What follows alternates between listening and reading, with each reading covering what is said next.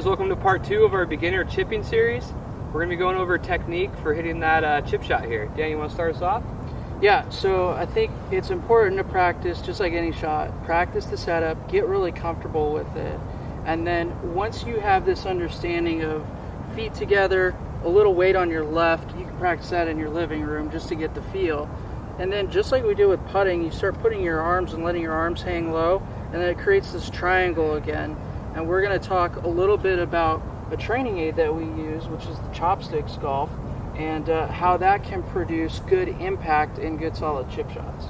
Yeah, and if you don't have the chopsticks, you can go ahead and just use an alignment stick and hold it in your grip, and it does the exact same thing. But for now, we're going to use the chopsticks. Yeah, so Ryan, go ahead and face the camera, and let's go over the setup just briefly. So feet are together. Feet close. Weight 60% on the front. And he's nice and tall. His posture looks nice good. And tall. So now we've created this triangle. Yep. And then what the chopsticks is going to do, just go ahead and take it back to waist high for me. Notice the triangle stays intact here, and then go ahead and follow through. And the triangle stays here for the most part. So you get this straight line kind of going out. And if you do what we see a lot of beginners do, which is they have this breakdown in the left wrist, and it goes into this, extended position, because people try to help the golf ball up into the air. Everything we do in our setup and then adding the chopsticks will help you eliminate that very early on when you're learning how to chip. Yeah, and this is really the perfect training aid for beginners trying to get a good technique, a good foundation to start off their chipping with. Because like Dan said, if you flip, if you're trying to help the ball up, this thing hits you in the side. So that's really good feedback right away that you flipped your wrist. Yeah. That's where you start chunking it, start thinning it, and you're just not going to make good contact doing that. So with this, your weight's forward, this is on your side, and you have to rotate, which stabilizes the club face and helps you make a good strike on the golf ball. Mm-hmm. There's no flipping. Everything's nice and easy at that point. Yeah. So as far as the length of the swing, it kind of depends on the shot, but it's mainly going to be about waist high to waist high. Yeah. And so just go ahead and mess with that a little bit and just see how far they're going, and you can adjust accordingly. Yeah, I think taking the same idea of a short, medium, and long putting stroke, and we also had a short, medium, and long backswing for wedges. Yeah. So the same concept, I think, is going to be super helpful, that you want to match your backswing with your follow through. And I really like, for people that are just learning how to chip, waist high to waist high is plenty. So when we're saying that, we're talking about the club going back and lining up with your waist here, and then the club going through and lining up with your waist there, and you have good tempo with that. It's really hard to hit bad shots. But for those of you that are now ready for hitting a golf ball, we also want to talk about a great drill that I've used with hundreds of beginner golfers that's sort of, given them the light bulb of how to create good impact.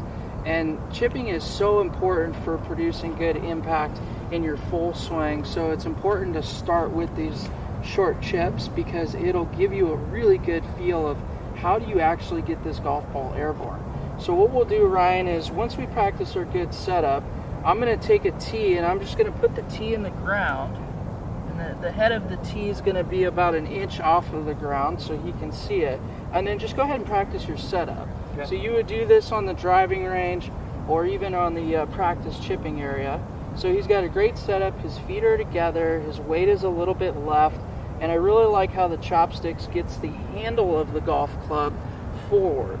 Yeah, so if we do that on face on, you can see that if he was trying to do anything with the handle and putting it back, it would give him the feedback of this chopstick. So that's another reason we really like the alignment stick or the chopsticks idea. You can also grab just any club, and practice that feeling just by standing here and choking all the way down to the head of the club, and you notice that it points to the left, and what that's going to do is that's going to get my hands forward at address, and that's a key component. Definitely. So this is a great foundation right here for building your chipping.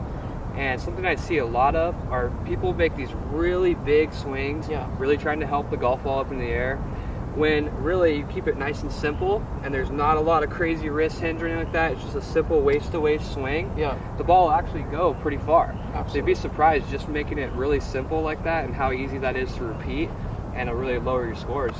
Yeah, and I think waist high to waist high helps get that good tempo and feel.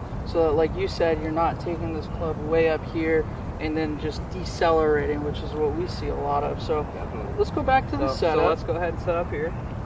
And then what this tee in the ground drill does for our players, it's going to really help them understand of this concept of hitting a little bit down on the golf ball. So if you just go ahead and set up, Ryan. Okay, so the setup's going to help him do this automatically. But now what I would tell him, I say going waist high to waist high with this swing. And of course you've practiced that feel. Now all I want you to do is try to hit this tee so that it pops out of the ground, however you decide to do it. So let's just see you do that. Cool. And so now it doesn't pop all the way out of the ground every time, and that's fine. But what I want you to know is that from our view, and that time it popped out nicely, from our view, the tee was bent over and down towards the target.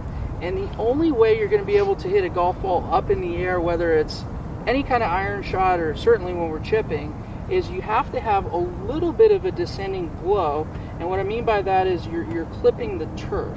And having the tee in the ground and just putting an objective down and saying, okay, try to hit this tee out of the ground, is going to give you that feel of what good impact is. And now if I add a golf ball, so of course we're just doing this on the practice tee.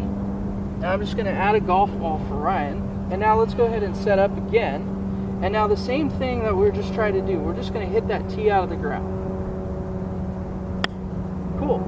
So the tee didn't come out of the ground, it went forward again, but just trying to hit that tee out of the ground, you can see from your angle that that ball was nice and high and that it started to get on the green.